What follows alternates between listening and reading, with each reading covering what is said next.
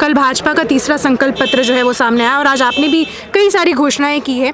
तो शिक्षा के ऊपर अरविंद केजरीवाल बोलते हैं कि उनका सबसे ज़्यादा ध्यान शिक्षा के ऊपर है, और वहीं भाजपा ने संकल्प लिया है कि नर्सरी से लेकर पीजी तक की जो पढ़ाई है वो मुफ्त प्रोवाइड करवाएंगे दिल्ली की जनता को अगर सरकार में आते हैं। इस पर क्या कहेंगे आप? उन्होंने ऐसा नहीं कहा, उन्होंने कहा जरूरतमंदों को मुफ्त दी जाएगी। दिल्ली सरकार में ऑलरेडी सबके लिए मुफ्त है, सबके लिए मुफ्त। और मुझे लगता है कि भाजपा को ऐसे वादे अगर करने हैं तो पहले अपने 20 राज्यों में कहीं शिक्षा का स्तर बेहतर करके दिखा दें।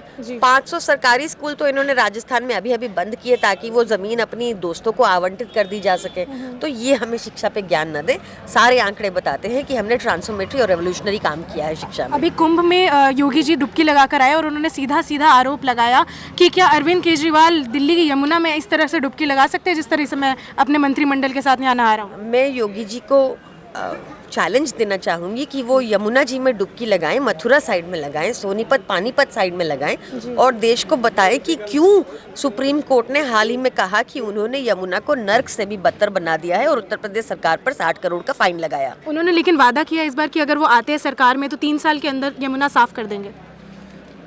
देखिए, अरविंद केजरीवाल जी जो कहते हैं वो करते हैं। उन्होंने एक ट्रू ऑनेस्ट लीडर की तरह ये भी बताया कि कौन से वादे अधूरे रह गए। उनमें से एक यमुना जी का भी वादा था। उन्होंने डिटेल में बताया कि कैसे हमने एसटीपीज लगाए, कैसे एसटीपीज का कैपेसिटी बढ़ाया, कैसे हमने अनऑथराइज्ड कॉलोनी में सीवर पाइपलाइन डला के ट्रीट करके वेस्ट यमुना जी में पहुंचता है। अब डायरेक्ट अनट्रीटेड वेस्ट नहीं पहुंचता। आपको नहीं लगता कि अगर सरकार में अरविंद केजरीवाल इस बार भी आते हैं तो भाजपा जो अभी आप आरोप लगाते हैं कि रोडें डालती रहती है वो आगे भी कंटिन्यू रहेगा?